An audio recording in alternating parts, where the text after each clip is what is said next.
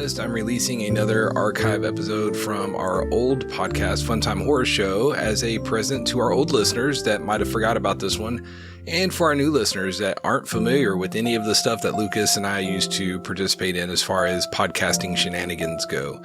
This is a local story to Houston, where Lucas and I are from, and in my opinion, this is some of Lucas's finest work when we were doing Funtime Horror Show.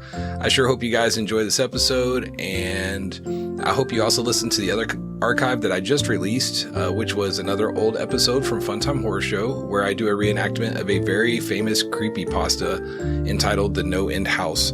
Again, Merry Christmas to you and your family. Happy holidays to you, to those of you that are not celebrating Jesus tonight. And I wish you and your family many blessings on this holy day. So have a great night and enjoy this not so holy story, this retelling of the story of the Candyman. This one was written and performed by our very own Lucas Garza. Have a great night, guys. Enjoy the show.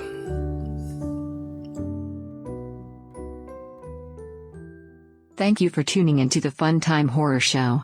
Most of the stories we will share are true events, unless otherwise stated, and will contain descriptions of gore and violence. Some stories shared could have detailed accounts of sexual events. This show may also give what may appear to be great ideas to some stupid people. Listener discretion is extremely advised.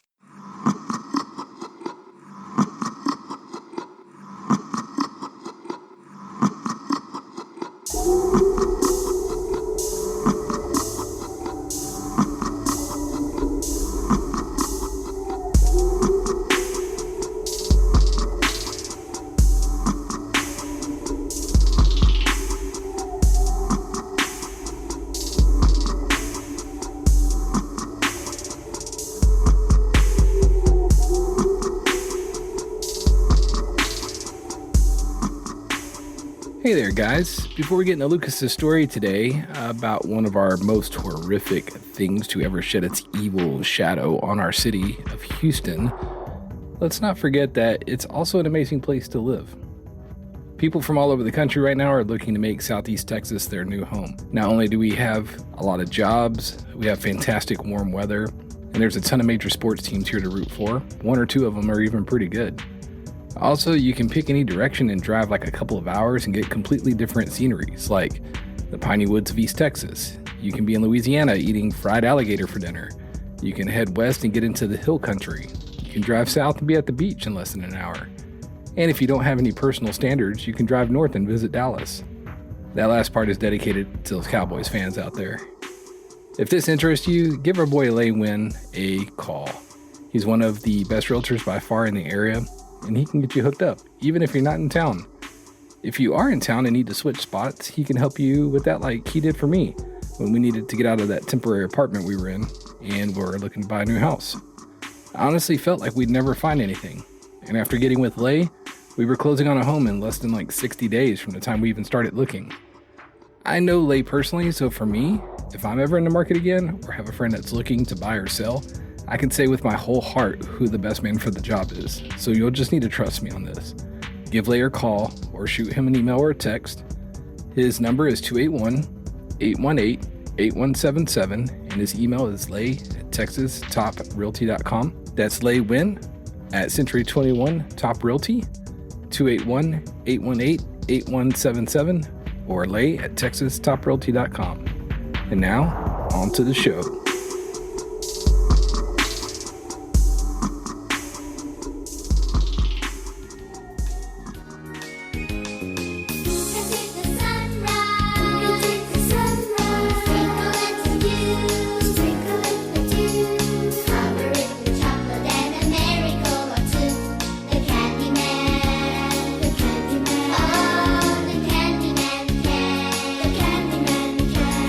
Candyman can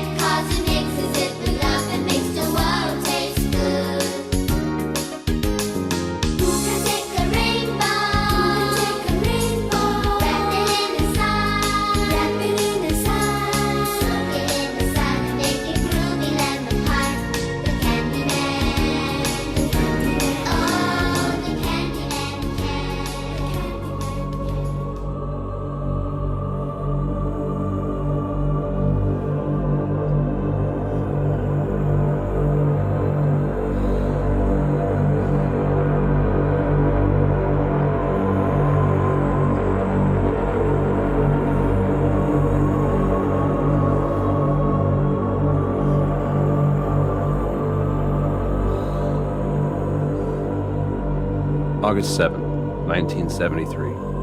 17-year-old Houston Heights resident Elmer Wayne Henley invites a buddy of his, 19-year-old Timothy Cordell Curley, to a party at a longtime friend and mentor's house, Dean Coral, in Pasadena, Texas.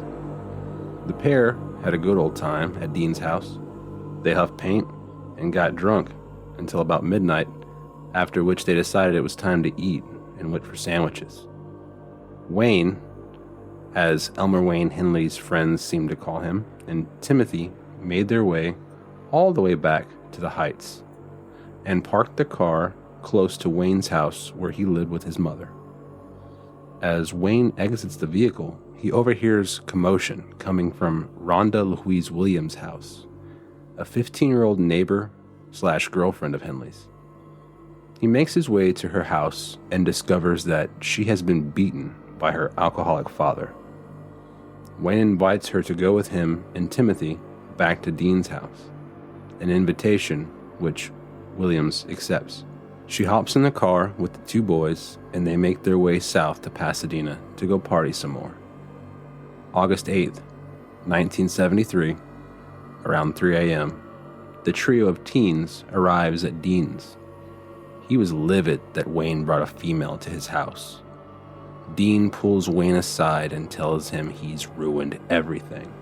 Wayne tries to explain himself by telling him that the only reason he brought her along is that she had just had a fight with her father and that she didn't want to go back home. On the surface, Dean's anger subsides, like any normal 33-year-old man would do when hosting 3 teens at his house in the wee hours of the morning. Dean offers the children beer and pot. Like most teens would do, they ignored the suspicious nature of a grown man offering kids party favors such as those and proceeded to cut loose. At one point, the two boys even began huffing paint, all while Dean watches, his gaze never really leaving them. As it does happen when taking lots of substances that can make one drowsy, the 3 fell into a deep, deep sleep. Wayne awakens to find himself laid out on his stomach while Dean is in the act of fastening handcuffs to his wrist. His mouth is already covered with tape and his ankles are tied together. His 2 friends, Timothy and Rhonda, lay next to him bound in a similar fashion. Timothy has been stripped of his clothes and is lying there completely naked. When Dean notices that Wayne is awake, he takes the gag from his mouth. Wayne tries to convince Dean to stop what he's doing, but Dean just reminds him of how pissed off he is that he brought a girl to his house. Dean tells Wayne, "Man, you blew it by bringing that girl." He then shouts, "I'm going to kill you all, but first, I'm going to have my fun." And by fun, he means raping and torturing poor Tim. He kicks Rhonda Williams in the chest over and over again. After he feels that Rhonda has been kicked in the chest an adequate number of times, he pulls Wayne to his feet, drags him to the kitchen, where he places a .22 caliber handgun against his stomach and threatens to shoot. Wayne, given his history with Dean, was able to calm him and convince him that he was going to participate in the rape, torture, and murder of his friends if he would just release him. It took about 30 minutes of sweet talking, but Dean finally caves and unties him. Dean takes Rhonda and Timothy and drags them to his bedroom, tying the 2 unlucky teens to either side of Dean's torture board. Timothy on his stomach and Rhonda on her back, seemingly for easy access. Dean hands Wayne a hunting knife and instructs him to cut Rhonda's clothes off. Wayne was to rape, torture, and murder Rhonda, while Dean would do the same to Timothy. While Wayne begins to cut away Rhonda's clothes, Dean gets completely naked and begins his assault on Timothy. He's squirming around, shouting, obviously not enjoying the unwanted sexual acts being performed on him. Rhonda, whose gag has been removed by Wayne, asks him, "Is this for real?" when he confirms to her that yes, this is in fact real. You are about to get raped and murdered, and so is Tim. She responds by asking, "Are you going to do anything about it?" Wayne asks Dean if he can take Rhonda to the other room, but he's ignored by his good friend. Wayne then grabs Dean's .22 caliber handgun and aims. He shouts, "You've gone far enough, Dean." Dean, realizing what's happening, climbs off of Tim and turns to face Wayne. Wayne continues, "I can't go on any longer. I can't have you kill all of my friends." Dean begins to walk towards Wayne, taunting him. "Kill me, Wayne." He steps back while Dean continues to advance. He shouts, "You won't do it." Wayne squeezes the trigger, hitting Dean in the forehead. Only a .22 round isn't all that big, and it gets lodged in Dean's forehead. He continues to advance toward Wayne. He then fires 2 more rounds, striking Dean in the left shoulder. Dean then runs out of the room and hits the wall in the hallway on his way out. Wayne, right behind him, fires 3 more rounds into Dean's body, striking him in the lower back and shoulder. Dean, finally being done in by the multiple gunshot wounds, slides down the wall of the hallway just outside the room where moments before he had been in his happy place, raping and murdering young boys. Only this time, it worked out a little differently. Dean Corll died where his naked body fell, face down in the hallway, facing the wall. Wayne then went back to the room where his friends were being held captive and freed Rhonda and Timothy from their restraints. After getting dressed, the teens discussed what they should do next. Wayne, being more used to murder and dead bodies than the other 2 teens, wanted to just leave. Tim, however, insisted that they call the police.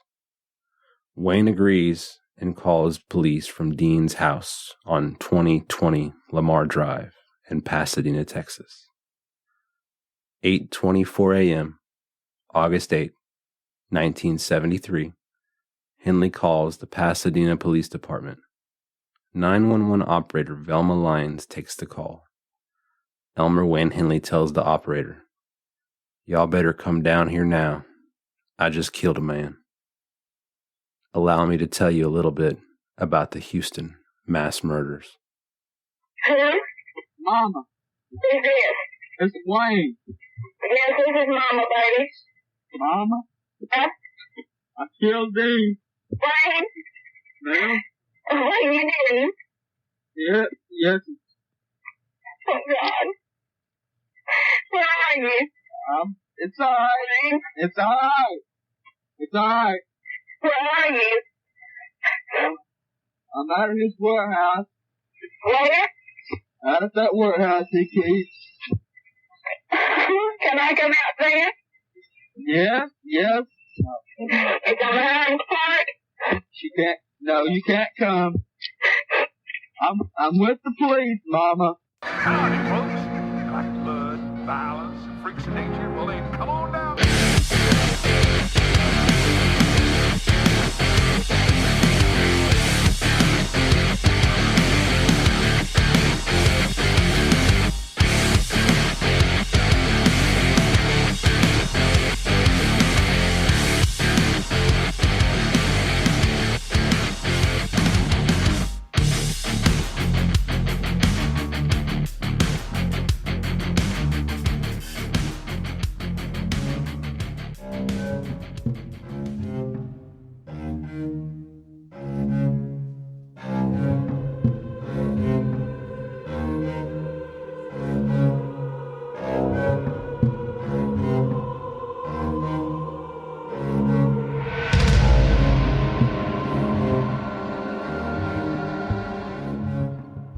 Dean Arnold Corll was born to Mary Emma Robinson and Arnold Edwin Corll, December 24th, 1939, in Fort Wayne, Indiana.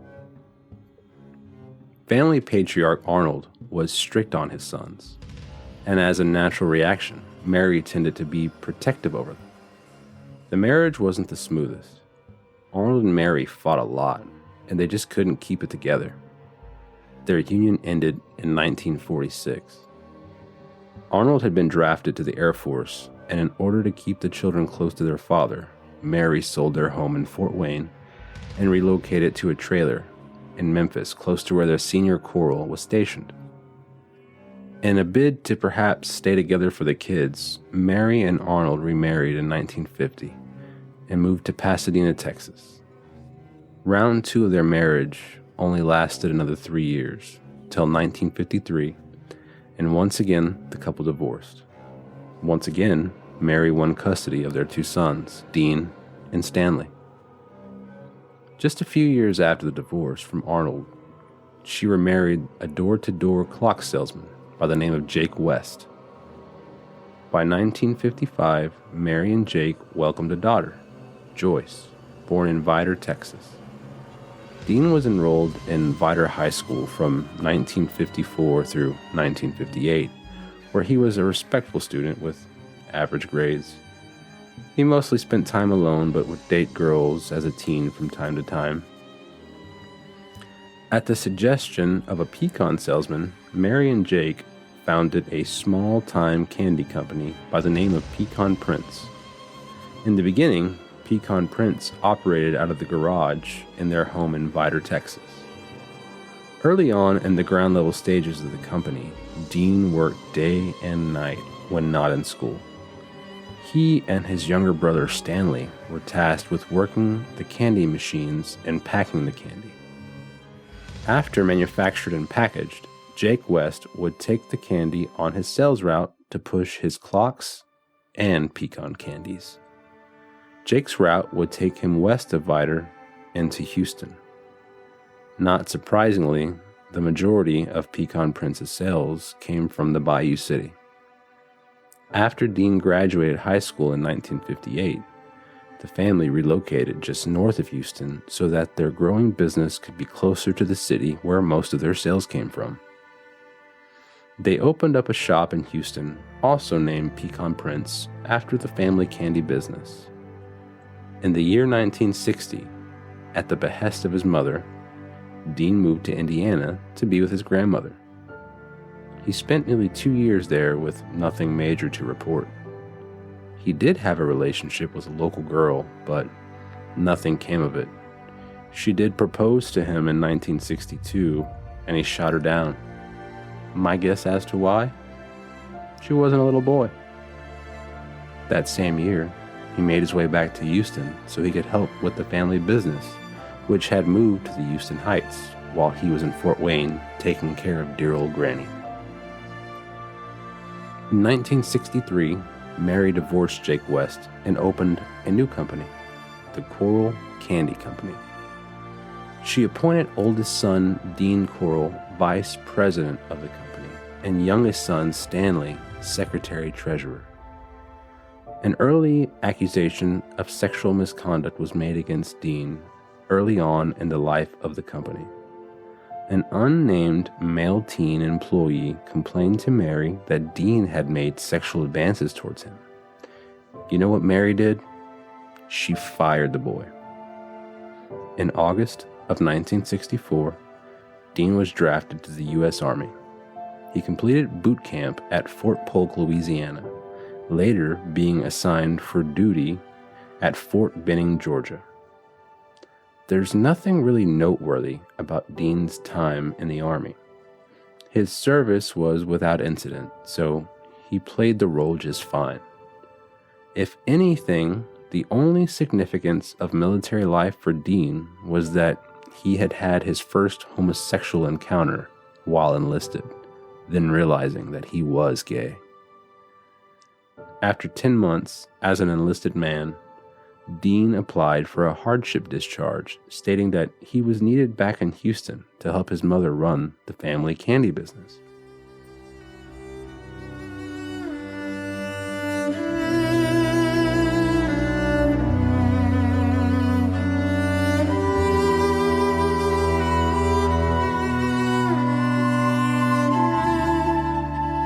Once back in town, Dean went right to work, often pulling long hours like he had in his teen years. You see, his former stepfather, Jake West, had retained ownership of Pecan Prince after he and Mary divorced, and as you can imagine, competition between the two businesses was intense and on a personal level. In 1965, the Coral Candy Company moved to a facility off of 22nd Street in the Houston Heights, across the street from Helms Elementary School. It is here, friends and fans, that the grooming began. Dean Coral was known by the children of the Heights for giving out candy, and sometimes even money, specifically to boys. He gave out rides on his motorcycle and even modified his van with cushions, carpets, and a TV so he could take the children to picnics at the beach. He even put a pool table in the back of the candy shop for employees, many of which were teen boys, and their friends to congregate and play after work hours. On the surface, there is nothing inherently wrong with this. Some might even say he was nearly creating a rec center atmosphere for these children, somewhere positive and wholesome for them to spend their time and stay out of trouble. Some folks did find it odd that a 26-year-old man seemed to exclusively surround himself with boys, teenage boys. Many parents saw him as a big brother type, regarding him with the same respect one would give a benevolent scoutmaster. As you might imagine, handing out free candy, giving out motorcycle rides, beach trips, and providing pool tables for the youngsters will make you a lot of friends. A lot of teenage friends. And while some folks thought it was odd that he surrounded himself with boys, that he might even be homosexual, many were so impressed by his warm, cordial demeanor that for the most part, many suspicions were dismissed. One such friend, a young boy by the name of Mally Winkle, was given a job at the Coral Candy Company sweeping up pecan pieces and scraping up caramel off the floor. When his mom Selma, a divorcee who worked nights as a nurse aide, went to go check out the candy company that her son worked for, she hit it off with Dean so well that he offered her a part-time job at the candy factory in the afternoon. This guy apparently was just that charming because she accepted. Dean had a way of identifying and cultivating relationships with young men who came from broken and abusive homes. He gained the respect and adoration of David Brooks simply by showing him kindness that no one else did. David Brooks met Dean Coral when he was about 10 to 11 years of age. The Coral Candy Company was across the street from his elementary school. It was in many ways inevitable that he would cross paths with the smiling Candyman of the Heights. David's mom and dad were separated. He lived with his dad in the Heights. His mother lived a few hours east in Beaumont, Texas. His father, Alton Brooks, wasn't a warm, nurturing type. David's former lawyer, Jim Skelton, described Alton as a very tough, redneck contractor. I don't think Alton really liked David all that much because he was a sickly kid who wore those hippie glasses. And here came Dean, who didn't call him a sissy. David idolized Dean. He told me that Dean was the first adult male who didn't make fun of him. Man, I tell you, that's hard to read. Can you imagine? Your entire life, folks have made fun of you for your demeanor and appearance. Finally, there's someone who treats you like a real person with respect and dignity, and it's all a ruse. There are some people who just love to be in relationships. Folks who just don't know what to do with themselves if they don't have a love interest to spend their time with. Dean's mom, Mary, was one such person, and her desire to be wed was not deterred by being married to Arnold Coral twice, nor having a failed marriage to salesman Jake West, and even ending up in fierce competition with him as they owned dueling candy companies. The divorce pitted the original Pecan Prince against the Coral Candy Company.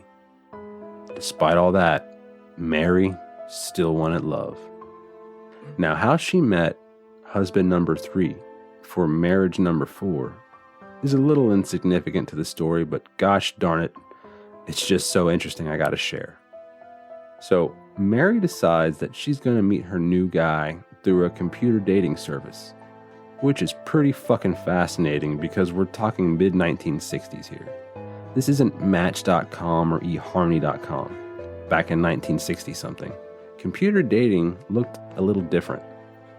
She went in and filled out a questionnaire, after which her answers were run through a literal giant computer. And a few days later, the computer generated a list of possible matches based off the similarities in hers and other applicants' answers. And so, Mary loved to be married, and that's just what she did. She married husband number 3, a fella that is simply known in all the information I can find as a merchant seaman. Husband number 4 also had his suspicions of Mary's eldest son, Dean. At one point, he expressed to Mary that he thought Dean might be a homosexual because the number of young boys he invited over to the candy company after hours. She wouldn't hear that though. In her mind, her son was, as she said to a reporter for the Houston Post, a loyal, obedient, helpful, loving, and a good, normal boy. It's difficult to fathom that little to no one questioned why Dean was always surrounded by boys. And today, 2021, we're all aware of the dangers that are posed to children from pedophiles. It's weird in this day and age for someone to go, "Hey, I have a bunch of games and treats in the back of my shop. I know you don't know me, but can your underage son come by unsupervised and spend all his time with me?" I hear that today, and it raises all kinds of red flags. I'm saying hell no, and probably reporting that person to the FBI. But this was a different era. Things were more innocent. It wasn't on anyone's radar that Dean wanted to rape and murder these boys. Now his mom, as most moms are, was clearly biased. Of course she didn't want to believe anything like that about her son. Who would? But if it's coming from more than one place, you have to consider it may be a little true. Let's not trust Mary's judgment though. She married this unnamed merchant seaman based off the results of a computer dating service. And just as any sound, rational thinking person would do, she divorced him in 1968 at the urging of a psychic who told her that she needed to get as far away from him as possible. Not only did she end the marriage, but she closed the Coral Candy Company and moved to Colorado, or Colorado if you're from Colorado.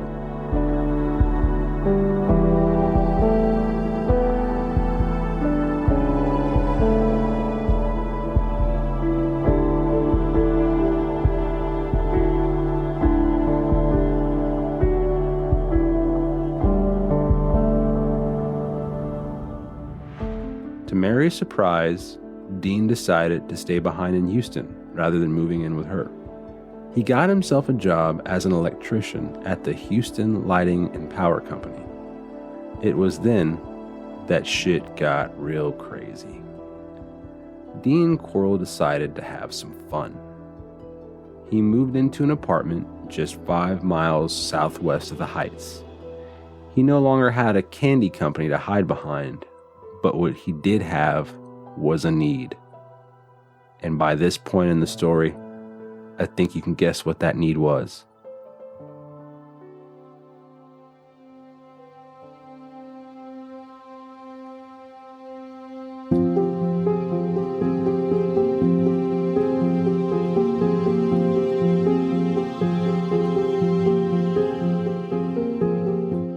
He started inviting young men over to his apartment.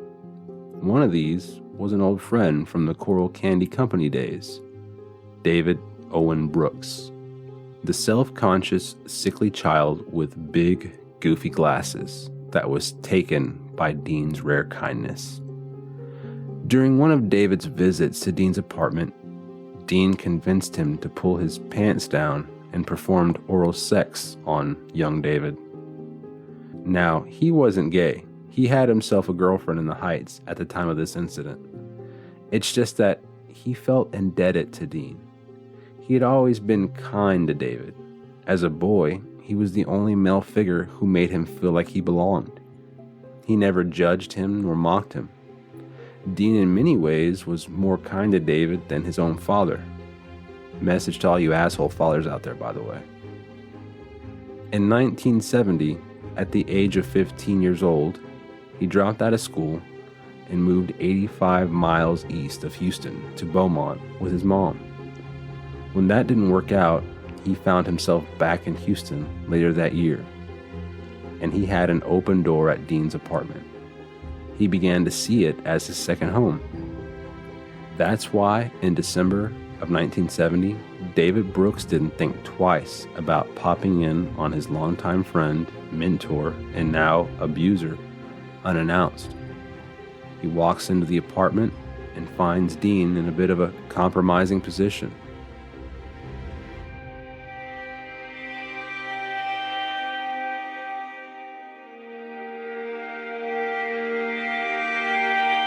He sees him in the act of raping 2 teenage boys. The teens were tied to what would become known as the torture board. The infamous torture board was an 8-foot long by 2-foot wide plain piece of plywood with drilled holes in each corner of the board. He'd restrain victims by handcuffing their hands to the top of the board and tying their feet with nylon rope at the bottom, thereby ensuring their fate and inability to fight.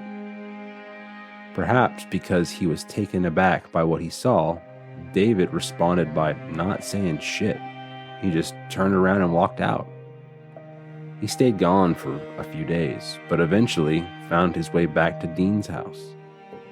When finally given the chance, Dean explains to David that he was a part of a gay porn ring and was paid to film the boys who, after he was done with them, would be sent to California for further exploitation. Dean eventually would come clean to David and just tell him the full story. Dean had abducted, raped, sexually tortured, and murdered those boys. It wasn't for folks in California, it was for the Candyman himself. He killed those boys, and they were buried in his storage shed. Rather than turn Dean in, David Brooks dropped out of Waltrip High School and spent all of his time with Dean. In turn, Dean began to give David incentives for his silence and the sexual favors Dean would still ask from him from time to time.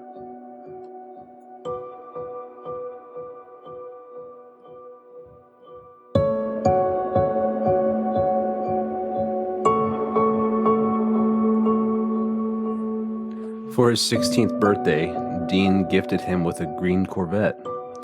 He would also give David money as well as other gifts. He offered a bit of a finder's fee program with young David Brooks. For every victim David would help lure to Dean so he could have his twisted fun with, David would be given $200. No amount of money exceeds the value of a life.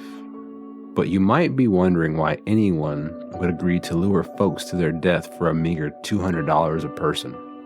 Well, for perspective, $200 in 1970 is about $1,400 in 2021. It is speculated that Dean had killed on his own before involving David.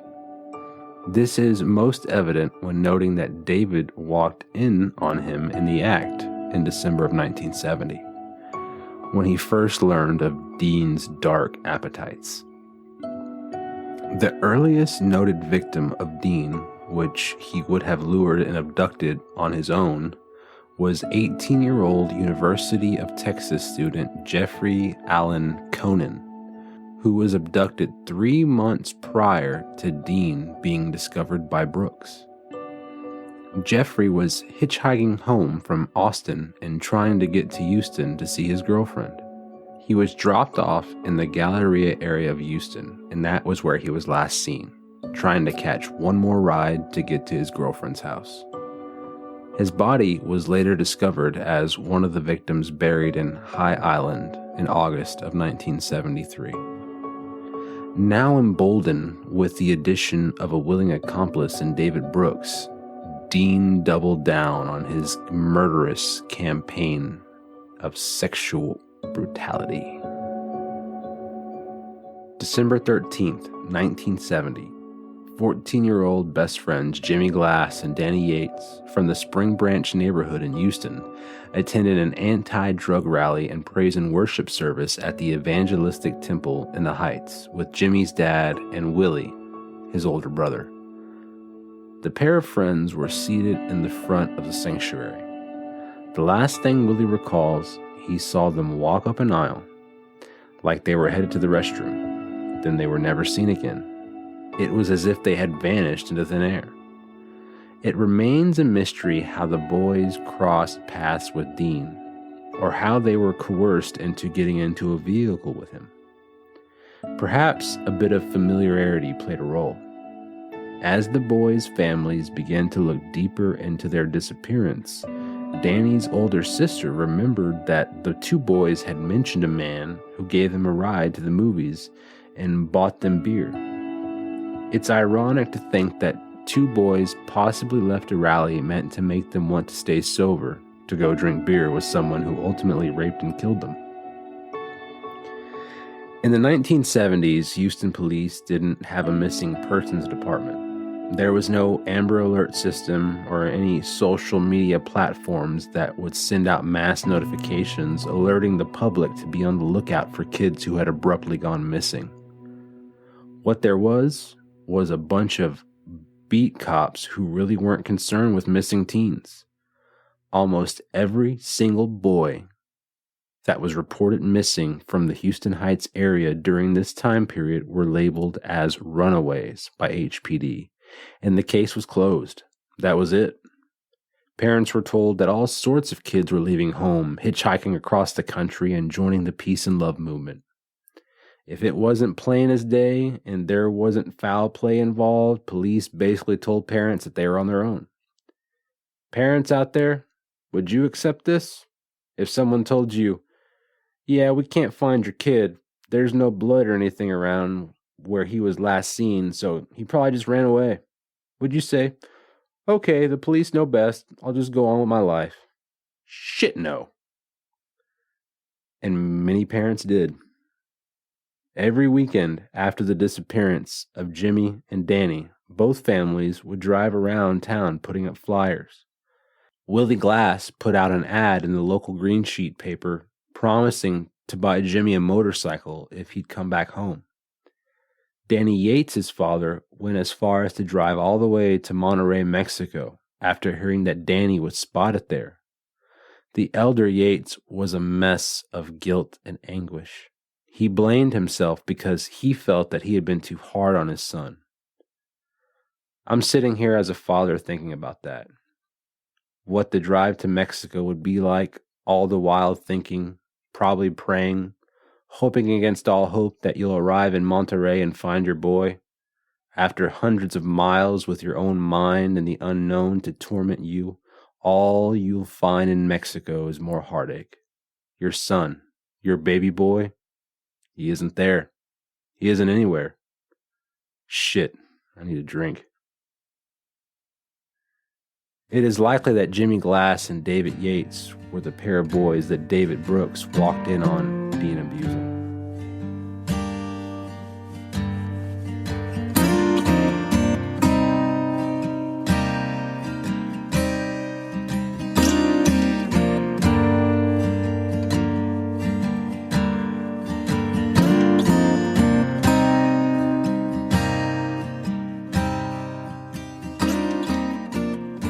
After his mom moved from Houston to get away from the merchant seaman fiasco, Dean moved around a lot. He never stayed in one place very long at all, sometimes only living somewhere for just a few weeks. If you were a murderous pedophile, you'd probably do the same thing. After he murdered Danny and Jimmy, Dean moved to some apartments off of Mangum Road in northwest Houston, which is just 5 miles distance from his neighborhood of choice where he'd pick out all his victims, the Houston Heights. January 30, 1971, brothers Donald and Jerry Waldrop, aged 15 and 13 respectively, are walking to a local bowling alley to have some fun. Also patrolling the neighborhood are Dean and his apprentice, David Brooks. They're looking for new targets for Dean's torture board. Having David ride along to help lure other kids to his apartment was a huge asset for Dean. The targets routinely were offered rides to wherever they may be headed: bowling alley, swimming pool, work, movies. When in the vehicle, which was either a Plymouth GTX muscle car or a white van, they would be enticed with promises of a good time, which was given in the form of beer or pot. It is likely some variation of these methods were used to abduct the Waldrop brothers. Despite being abducted just a half mile from where best friends Jimmy and Danny went missing, the Waldrop brothers were labeled as runaways. Fucking HPD, man. Jeez. That's why we're having so many road rage shootings here lately. In his confession to police, David Brooks admits to having witnessed Dean strangle the brothers to death and bury him in his boat shed. Because we're such a young podcast and don't have the resources to hire folks and help with research and writing, the volume at which I find myself studying horrific cases is astronomical. It's safe to say that pretty much all I do in my free time now besides weightlifting is looking at murder stories. It has made me a bit numb to gory details, as sad as that is to admit. When I read through this though, being a boy dad, knowing that 2 brothers had to watch one another being strangled, and knowing that they wouldn't come home to mom and dad as this happened, man, that's a heartbreaker. March 9th, 1971. 15-year-old Randall Harvey was riding his bike to his job at a FINA service station. David Brooks knew Randall well and was probably the reason he willingly accepted a ride from David and Dean. He threw his bike in the back and hopped in. The thing is, poor Randall wasn't going to be pumping gas and airing up tires today. He found himself at Dean's apartment where he was raped, tortured, and shot in the head. His body was then discarded in Dean's boat shed. May 29th, 1971, 16-year-old Mally Winkle and 14-year-old David Hillegeist were making their way to a neighborhood pool. You might remember Mally Winkle as the enthusiastic youngster who was hired by Dean to clean up pecans and caramel off the Coral Candy Company floor. David Hillegeist also had a history with the candy company. He once stayed there so long his mother had to come and bring him home. Both boys were lured to Dean's with the promise of a ride and some drugs. They were last seen climbing into a white van. Both were raped, tortured, and strangled at Dean's, and then buried in the infamous boat shed. You'll hear a lot more about that boat shed and its horrors in the conclusion of this tale. Mally Winkle made a quick call to his mom the evening he and friend David Hillegeist disappeared. He said they were at Freeport, a beach town about an hour's drive south of Houston, swimming with friends. I keep coming back to this thought. Were it me taking this call from my teen, I'd be like, I don't give a rat's ass if my kid calls me and says he's in Freeport. Well, thanks for the call, knucklehead, but you didn't ask. Who are these friends? Who drove? Where exactly are you? Because I'm coming to get your little disobedient ass, and you can swim in the little inflatable pool in the backyard. It amazes me the number of parents in this story that were just like, oh, okay, that sounds good. Fred and Dorothy Hillegeist weren't buying that shit though. Firstly, the family, was supposed to go on holiday the next day to the Texas Hill Country. Okay, I'm not English. That shit just sounds cool. They were going on vacation. David had packed a suitcase and left $20 of spending money on his dresser. Knowing their boy wasn't a runaway and not buying the swimming with friends story, the Hillegeists drove to Freeport showing David's picture to beachgoers, hoping they could get a lead on where their son might be. With their efforts in Freeport didn't yield any results, they returned home and teamed up with Mally Winkle's mother, Selma, to have 500 posters printed offering a $1,000 reward for any information where the boys could be found. Mr. and Mrs. Hillegeist even took a loan out to hire a private investigator who determined that David and Mally may have been kidnapped by a fella named Chicken Joe, who reportedly would provide male prostitutes for gay clients of his. Funny how close this lead is to Dean's original lie to David Brooks. You know, about the homosexual porn ring in California? It was mostly the right idea, just the wrong suspect. Desperate to find their son, and going on the only lead their efforts could yield, Fred and Dorothy Hillegeist, along with the remaining children, packed into the family vehicle and drove to a part of town they most certainly would have not been familiar with, the Houston-Montrose area. For those unfamiliar, the Montrose area of Houston was then and is now a neighborhood known for embracing the LGBT community. Because the city is vastly populated and diverse, there are probably a lot of places gay Houstonians congregate. But if you're gay and live in Houston, this is the place you'd most likely find yourself hanging out. The Hillegeists found themselves parked outside of the Silver Dollar Saloon, intensely watching the door as patrons would leave the bar in desperate hope to see their son maybe being taken in or out by Chicken Joe or one of his customers. I wonder if they could have just walked in and started showing his photo like they did on the beach in Freeport. For all these efforts, David and Mally just weren't turning up. Dorothy Hillegeist wasn't giving up, though. She stayed on top of law enforcement, constantly contacting them with any lead or rumor that she came across. It came to her attention that one of David's friends was reported to drive a Plymouth GTX. She had seen a Plymouth GTX passing through the neighborhood and even provided them with a license plate TMF 724. You know what HPD did with this? Nothing. Not a damn thing. But if they had just ran the plates, they'd have learned that the GTX was registered to a Mr. Dean Coral.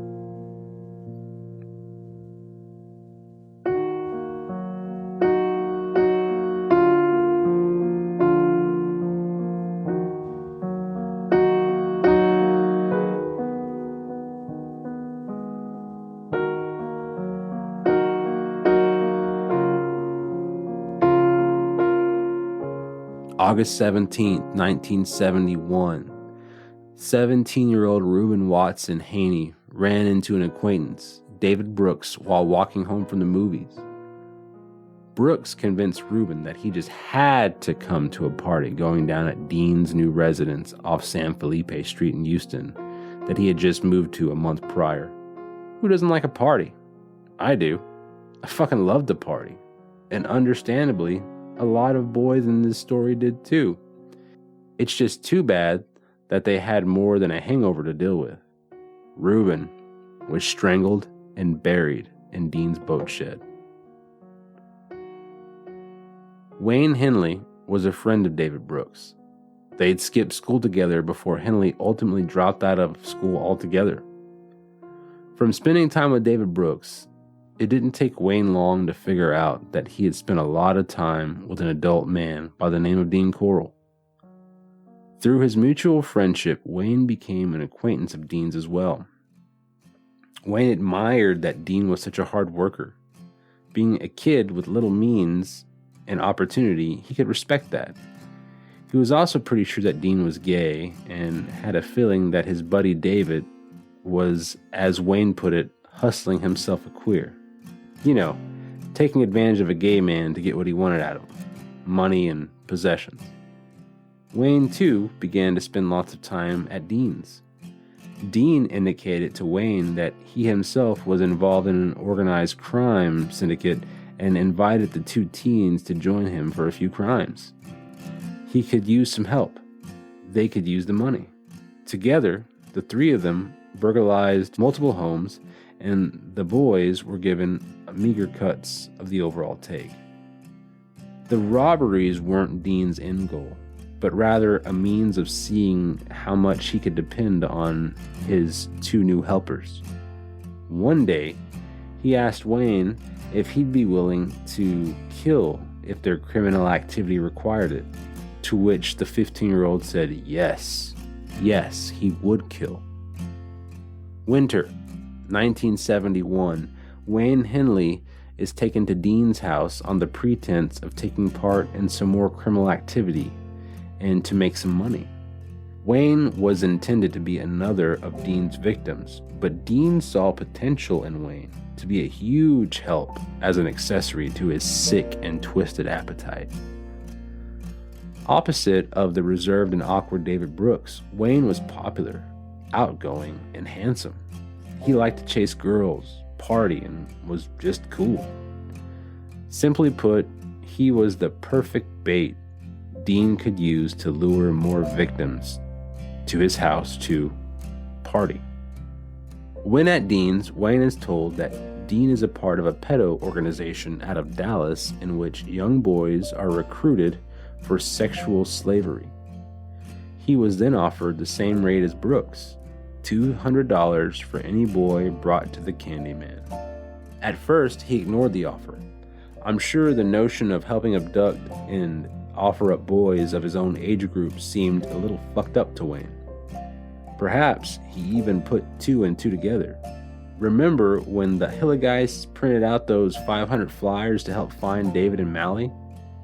Wayne Henley had been one of the neighborhood children passing out those flyers and going around the Houston Heights trying to help find the missing boys.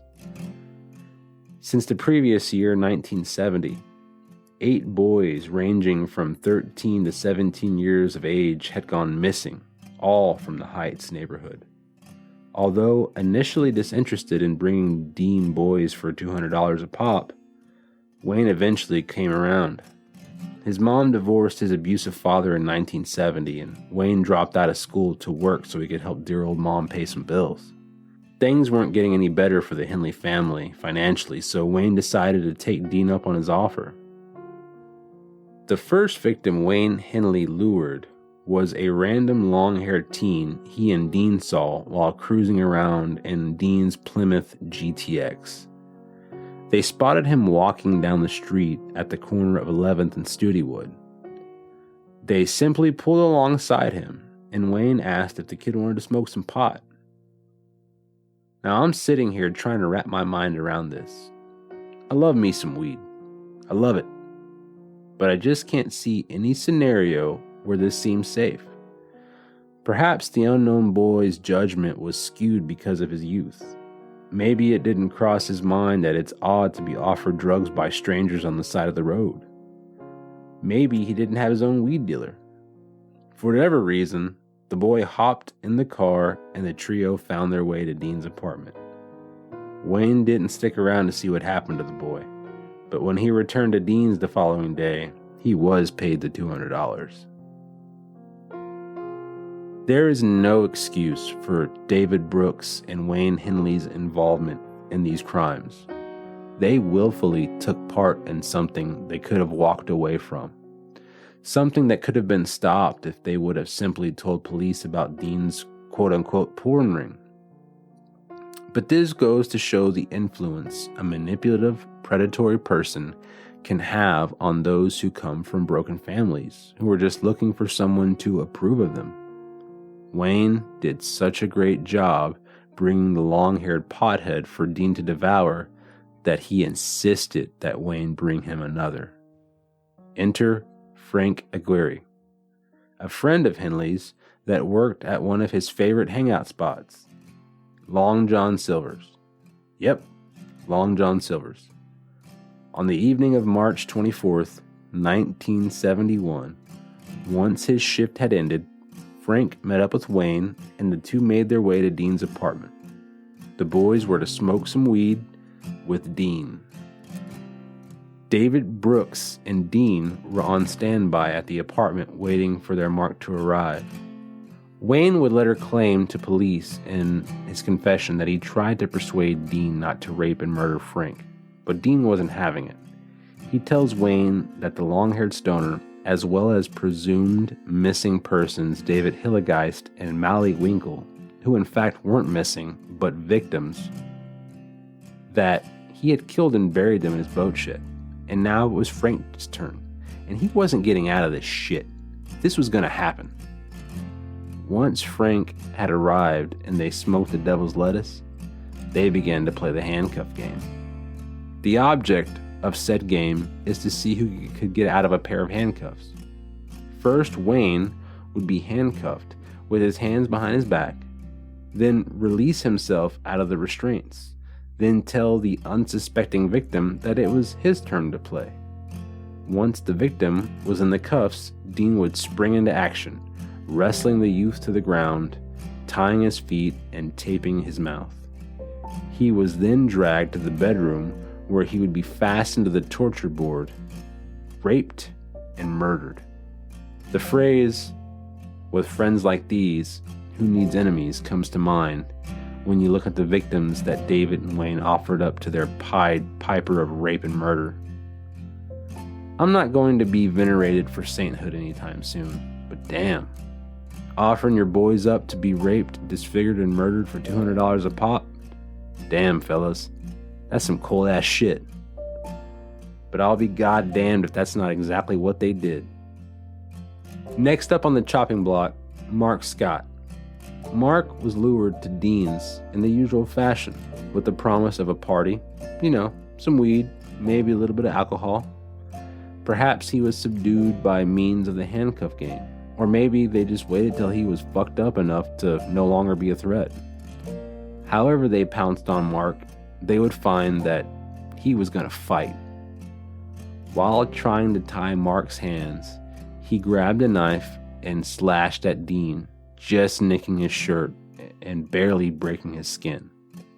As Dean wrestles around with Mark trying to gain control of the situation, Wayne runs to the other room to grab a handgun. Once back in the room, he turns the gun on his friend Mark. And that fight that he'd had just moments before, it was completely deflated. He just gave up. Dean and Wayne strangled him with a cord.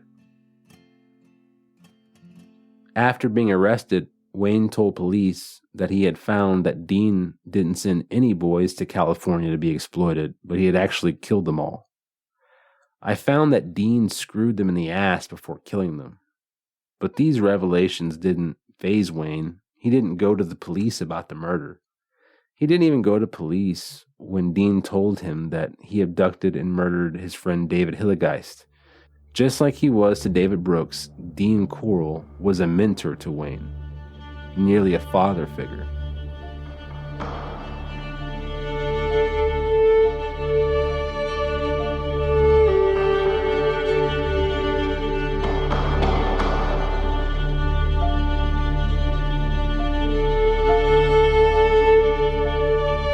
Maybe Dean was considering me as one of his next victims, but we hit it off.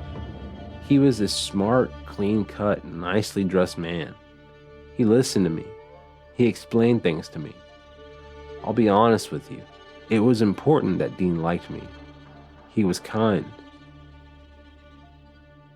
As previously stated, Dean had scoped out and groomed many of his victims while helping his mom run the Corll Candy Company. Billy Balch used to sell Corll Candy Company's products door to door. May 21st, 1972, announced 17-year-old Billy Balch and his friend 16-year-old Johnny DeLone were hanging out at Billy's house. The pair decided to go for a walk to the neighborhood convenience store to grab some sodas. They were lured to Dean's with the promise of Can you guess? That's right, a party. Once the boys were subdued, they were raped and tied to Dean's bed. Wayne Hinley began to strangle Billy.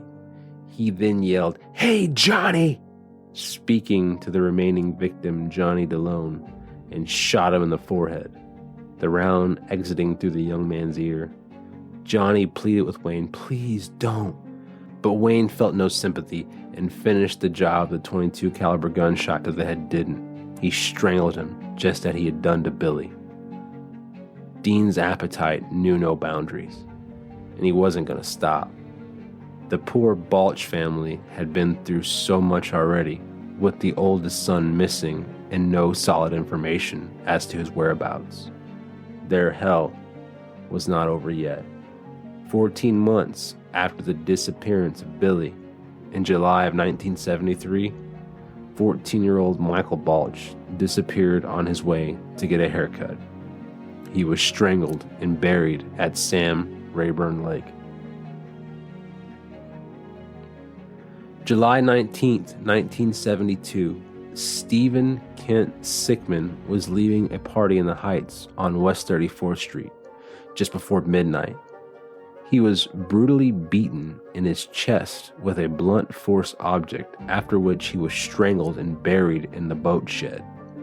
Just about a month later, on August 24th, 1972, 19-year-old Roy Bunton was walking to his job at a shoe store where he was nabbed by the Coral Murder Company, formerly the Coral Candy Company. He was gagged with a towel and his mouth taped shut. He was shot twice in the head and laid to rest in the boat shed.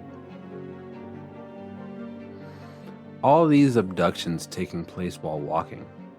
That's why folks drive everywhere now. The underlining theme here: don't walk, don't party. October 2nd, 1972. Dean's two teen henchmen crossed paths with two boys from the Houston Heights, 14-year-old Wally Semino and 13-year-old Richard Hembry. Once again, the boys were walking. The pair were seduced by one of the usual things that a fellow can get in trouble with. They go in this order: women, alcohol, and cars. They hopped into David Brooks' Corvette and ended up at Dean's Westcott Towers apartment. Wally, at some point, attempts to call his mom from the apartment, but was only able to scream, "Mama!" before the phone call abruptly ended. Richard was accidentally shot in the mouth by Wayne, and the round exited through his neck. Side note, why did these asshats insist on using a .22 caliber firearm? It's damn near a pellet gun.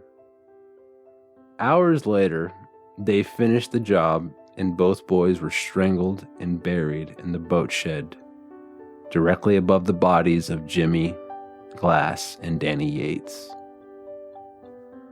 November 1st, 1972.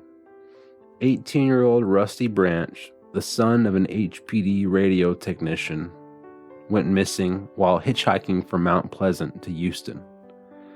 Dean was known to keep his victims alive for days if he liked them, raping them over and over before ultimately killing them.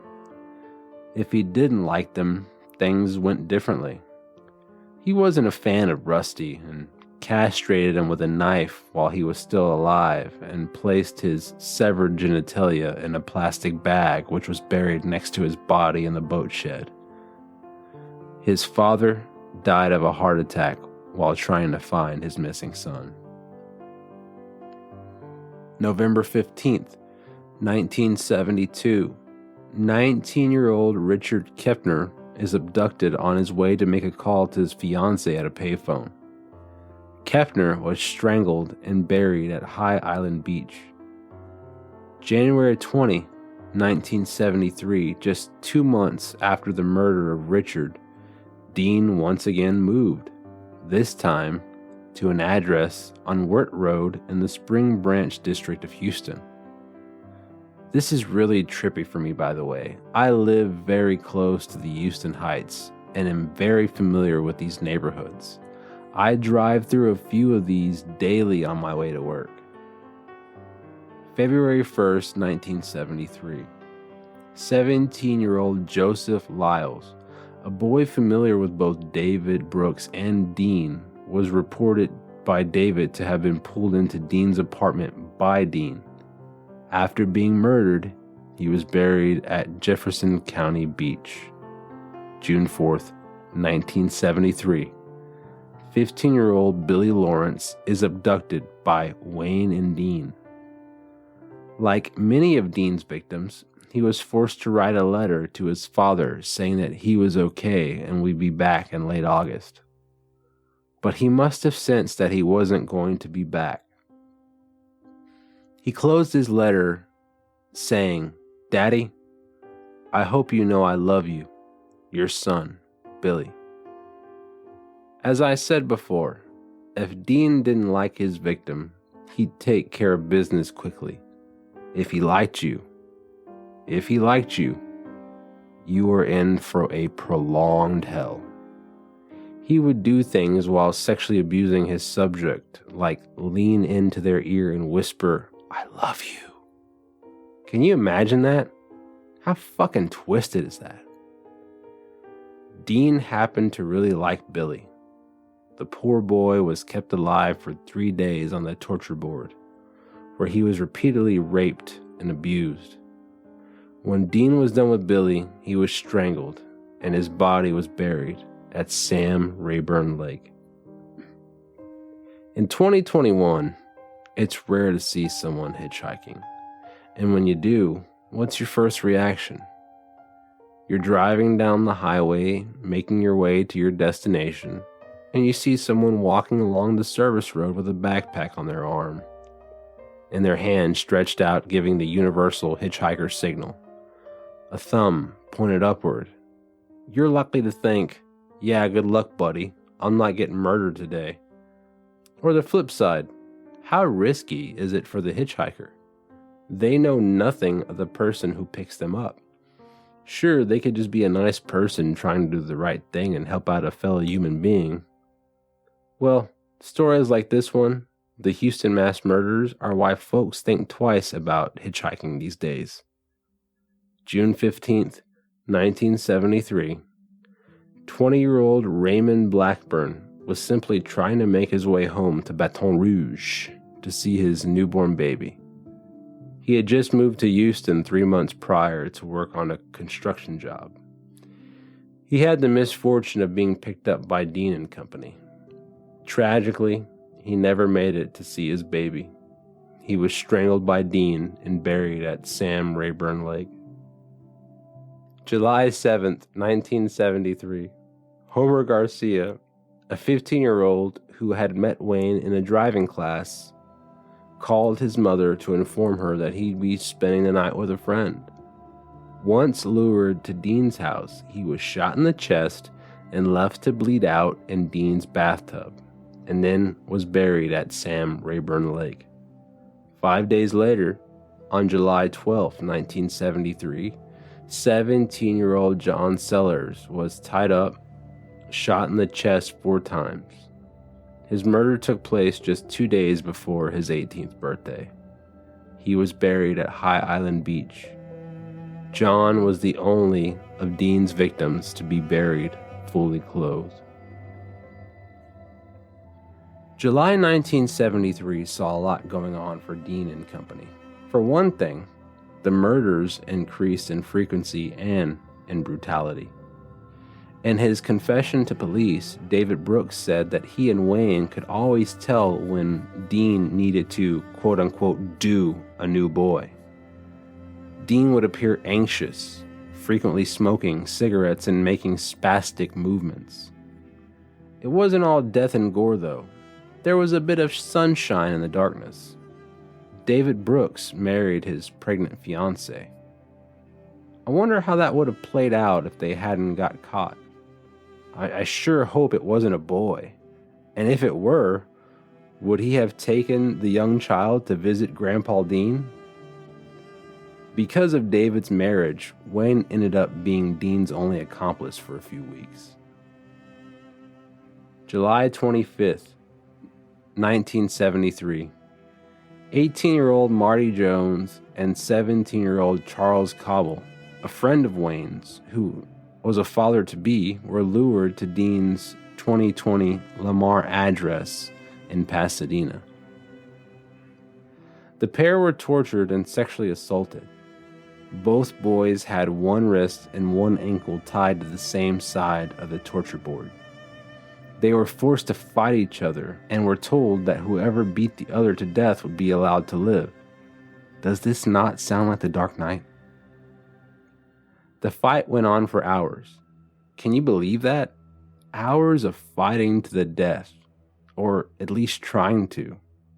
I guess Dean got tired of watching, so Marty was tied to the board once more and forced to watch Charles be raped again, tortured some more, and ultimately shot to death, after which he himself was then raped again, tortured, and strangled with a blind cord. They were held at Dean's and subjected to the horrors for 2 days before ultimately being killed. August 3rd, 1973. 13-year-old James Dramala was abducted by David Brooks and Dean while riding his bike. Geez, now I know why my parents would only let me ride my bike in our driveway. He was taken to Pasadena and driven to 2020 Lamar Drive under the guise of collecting some bottles for change. He was tied to the torture board, raped, and strangled with a cord before being buried in the boat shed. You want to talk ice fucking cold? 45 minutes before James was attacked by Dean, David Brooks brought him a pizza and spent some time with him. I hope hell exists, and I hope that Dean Corll, Wayne Henley, and David Brooks burn there forever whilst getting raped in the ass. August 8th, 1973. Wayne Henley was to bring another offering to Dean, another boy for him to do. The tribute was to be yet another friend of Wayne's, 19-year-old Timothy Curley. How do you guys like that Hunger Games reference? This far into the story, I know you know the deal, but do you know how Tim was lured to the 2020 Lamar address? Tim came to party. At first, things were going as planned. Their pair were getting nice and drunk and high. Boy, oh boy, were they getting high. They were not only smoking pot, but huffing paint. All the life. I'm sure Dean could hardly hide his erection as he awaited for the moment to pounce on Tim and get to work on him. Just as he was getting ready to break out the torture board, Wayne and Tim left Dean's to go grab some sandwiches. It remains unclear to me why they felt like they had to drive 20 miles back to the Houston Heights all the way from Pasadena. It's a 28-minute drive. But they must have been some damn good sandwiches. The pair of high, hungry teens arrived back in Houston Heights and parked their car close to Wayne's house where he lived with his mom. As Wayne exits the vehicle, he overhears commotion coming from Rhonda Louise Williams' house, a 15-year-old neighbor/girlfriend of Henley's. He makes his way to her house and discovers that she has been beaten by her alcoholic father. Wayne invites her to go with him and Timothy back to Dean's house, an invitation which Williams accepts. She hops in the car with the two boys and they make their way south to Pasadena to go party some more. August 8th, 1973, around 3 a.m., the trio of teens arrive at Dean's. Dean was furious that Wayne brought a girl to his house. He tells Wayne in private that he's ruined everything. Despite the rage bubbling beneath the surface, Dean remains calm. He hangs back and allows the teens to pick up where they left off, drinking and smoking. Once they have had their fill of drugs and alcohol, the teens fall asleep. Wayne awakens sometime later to find himself laid out on his stomach while Dean is in the act of fastening handcuffs to his wrist, his mouth already covered with tape and his ankles already tied together. His two friends, Timothy and Rhonda, lay next to him, bound in a similar fashion. Timothy has been stripped of his clothes and is lying there completely naked. When Dean notices that Wayne is awake, he takes the gag from his mouth. Wayne tries to convince Dean to stop what he's doing, but Dean reminds him of how pissed off he is that he brought a girl to his house and then shouts, "I'm gonna kill you all, but first, I'm gonna have my fun." And by fun, he means raping and torturing poor Timothy. He kicks Rhonda Williams in the chest over and over again. After he feels that Rhonda has been kicked in the chest an adequate number of times, he pulls Wayne to his feet and drags him to the kitchen, where he places a .22 caliber handgun against his stomach and threatens to shoot. Wayne, given his history with Dean, was able to calm him and convince him that he was going to participate in the rape, torture, and murder of his friends if he would just release him. It took about 30 minutes of sweet talking, but Dean finally caves and unties him. Dean takes Rhonda and Timothy and drags them to his bedroom, tying the two unlucky teens to either side of his torture board. Timothy on his stomach and Rhonda on her back, seemingly for easy access.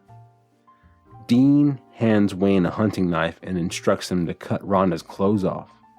Wayne was to rape, torture, and murder Rhonda, while Dean would do the same to Tim. While Wayne begins to cut away Rhonda's clothes, Dean gets completely naked and begins his assault on Timothy. He's squirming around, shouting, obviously not enjoying the unwanted sexual acts being performed on him. Rhonda, whose gag has been removed by Wayne, asks him, "Is this for real?" When he confirms to her that yes, this is in fact for real, you are about to get raped and murdered, and so is Tim, she responds by asking, "Are you going to do anything about it?" Wayne asks Dean if he can take Rhonda to another room, but he's ignored by his good friend. Wayne then grabs Dean's .22 caliber handgun and aims. He shouts, "You've gone far enough, Dean!" Dean, realizing what's happening, climbs off of Tim and turns to face Henley. Wayne continues, "I can't go on any longer. I can't have you kill all my friends." Dean begins to walk towards Wayne, taunting him. Kill me, Wayne." He steps back while Dean continues to advance. He shouts, "You won't do it." Wayne squeezes the trigger, hitting Dean in the forehead. Only a .22 caliber round isn't that big, and it just gets lodged in Dean's forehead. He continues to advance towards Wayne. He then fires 2 more rounds, striking Dean in the left shoulder. Dean then runs out of the room and hits the wall in the hallway on his way out. Wayne, just behind him, fires 3 more rounds into Dean's body, striking him in the lower back and shoulder.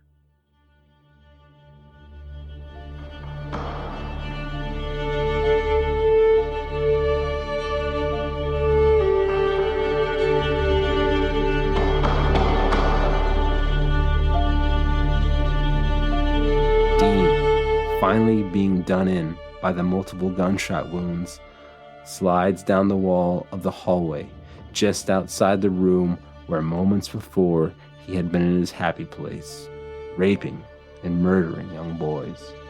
Only this time it worked out a little differently.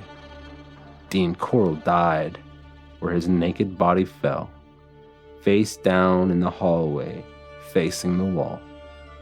Wayne then went back to the room where his friends were being held captive and freed Rhonda and Timothy from their restraints. After getting dressed, the teens discussed what they should do next. Wayne, being more used to murder and dead bodies than the other 2 teens, wanted to just leave. Timothy, however, insisted that they call the police. Wayne agrees and calls the police from Dean's house on 2020 Lamar Drive in Pasadena, Texas. 8:24 a.m., August 8, 1973. Henley calls the Pasadena Police Department. 911 operator Velma Lyons takes the call. Elmer Wayne Henley tells the operator, "Y'all better come here now. I just killed a man."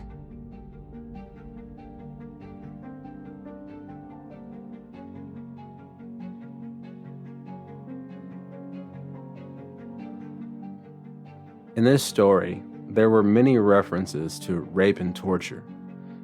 In some cases, I was able to find enough information to provide at least a glimpse of what some of these poor boys endured. Other times, I was simply able to find a date of abduction and manner of death.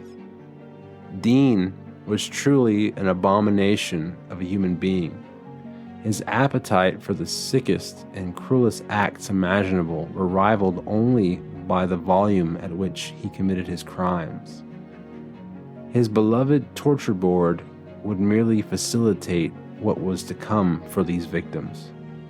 In addition, he employed not only his own penis to rape his victims, but an 18-inch dildo that he would forcefully insert into their anuses. He was also fond of plucking out their pubic hairs by hand or with pliers, one by one. One of his more violent methods was to take a small glass rod and put it in the urethra of his victim and break it off, shattering the glass inside the victim's penis. Let's not forget what was done to poor Rusty Branch, having his genitals disfigured because he wasn't cooperating to Dean's liking. Once he was done having his twisted fun, the victims would be killed either by being shot with a .22 caliber handgun, strangled to death, or sometimes a combination of both. Several boys in this story were shot in the facial region only to have the tiny .22 caliber round exit their body and would ultimately be strangled to death by hand or with some sort of makeshift ligature.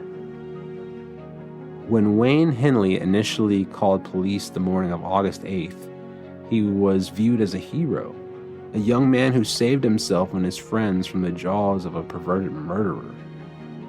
It wasn't until Wayne was being interrogated by police that they realized the scope of what they were dealing with.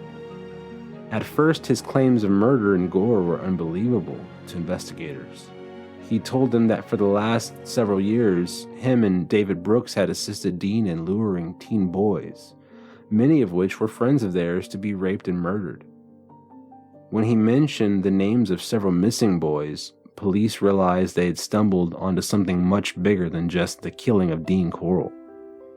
There were 3 burial spots used by Dean and his henchmen: a boat shed rented by Dean, Lake Sam Rayburn, and High Island Beach. Police found so many bodies in the unearthing of each site that they eventually just stopped digging. All of the victims found had been sodomized and showed evidence of the aforementioned sexual torture. Cloth rags had been inserted in their mouths and their mouths taped shut to muffle those screams. Dean was also known to turn the music up in his house very loud to drown out the cries of agony. One poor boy's mouth was found so wide open from screaming that his upper and lower teeth were visible. It is likely that he died in the act of screaming.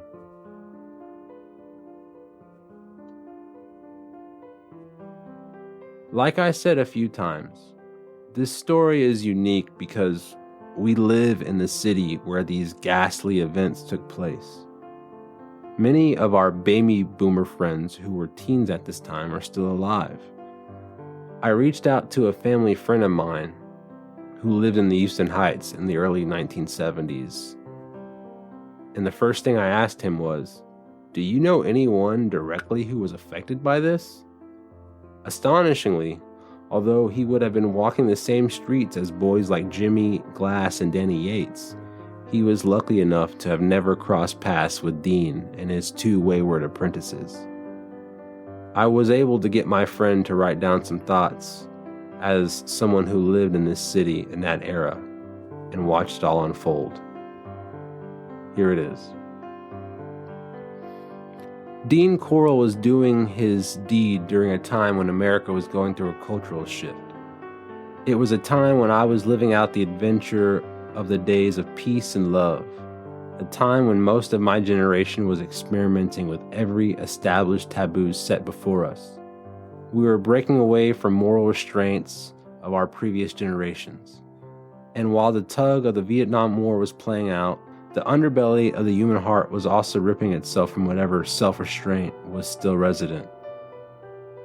While a great number of us were inhaling the herb and expanding our minds with hallucinogens of the day, all ingredients for the perfect storm, evil was boldly percolating and setting up camp in the likes of the Candyman.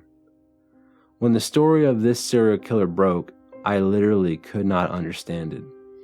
How could anyone do the things he and his accomplices did to other human beings?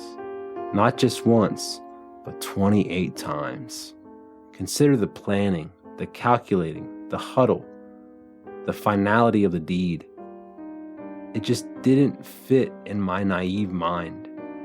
A team of 3, all on the same page, committing premeditated, hideous acts against other human beings. It didn't fit then, and in spite of today's Wild West climate, it still doesn't fit. The story was a moment for me, the city of Houston, and the country. The one prevailing thought during the lifespan of this story was, this kind of evil lives among us. That heart could be anyone in our social circle, at our jobs, anyone we shake hands with. It's a thought that still affects my thinking as I go about my daily life.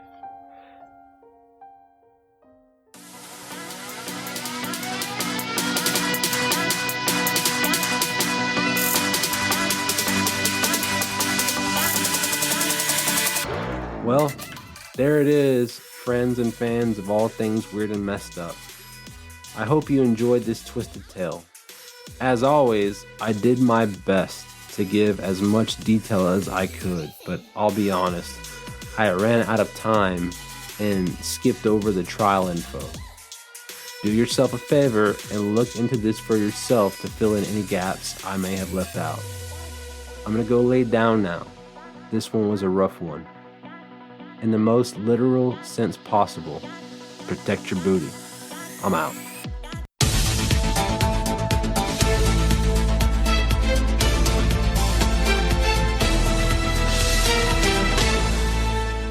Hey guys, this is Fun Time Horror Show breaking news. Literally one day after Lucas and I recorded this episode together, I come home, flip on the news, and guess what? There's breaking news in this case, and I wanted to share that news clip with you. This is from KHOU Channel 11 from right here in Houston, Texas. Well, thank you for joining us tonight. I am Xavier Walton, and we start here with major developments involving victims of one of the nation's most infamous serial killers. Texas EquiSearch announced it'll start searching for more of Dean Corll's victims. Corll was called the Candyman, one of 2 Houston area killers with that name. He was also called the Pied Piper. Our Marcelino Benito joins us now with the very latest in a case that is decades old. Marcelino. Xavier, this is a disturbing story that has haunted Houston for decades. The bodies of dozens of young boys were found on this property behind me back in the 70s. Tonight, Texas EquiSearch says they have a new plan to search for more victims that were never found. We know there's more bodies of young boys out there somewhere. A big announcement from Texas EquiSearch. 48 years to the day since notorious Candyman killer Dean Corll was shot and killed by teenage accomplice Elmer Wayne Henley at a Pasadena home. Once that investigation started rolling, it turned into something just more than strictly a homicide. Henley confessed to his roles in the mass murders alongside teen David Brooks, who died in prison last year. They helped lure dozens of boys for Corll, who then sexually tortured and brutally killed them. Police found 28 victims in the 70s. A lot of them were just petrified to know that, hey, there's some guys around here killing dozens of kids, picking them off the street. These guys were a killing machine. Texas EquiSearch says at least 20 more boys' bodies could still be out there. And that, they say, is a conservative estimate. Am I going to say we're going to find anything? Probably chances are no, but we know if we don't do anything, then chances are zero. Tim Miller says they'll be using ground penetration units to try and find remains. He won't disclose exact search areas or exact timing, but thanks to new information, says they're starting soon. I mean, this thing could take us, and probably will take us from here to Surfside to Port Arthur to Brodus, almost 200-mile radius. EquiSearch tackling a case nearly half a century old. It won't be easy, Miller says, but worth it if they find at least one missing boy. Many of these parents have passed away never knowing where their child was. Hopefully there's brothers and sisters out there that can reach out to us and we can let them know somebody still cares. Miller is asking families with boys who went missing back in the 70s from this area to reach out to Texas EquiSearch to see if there's any possible connection to any of these cases. We can also tell you Miller has reached out to Elmer Henley in prison and pleaded with him for help in tracking down any more possible victims' remains. Xavier, back to you. A story spanning from the early 70s until now. Wow, Marcelino, all right, thank you.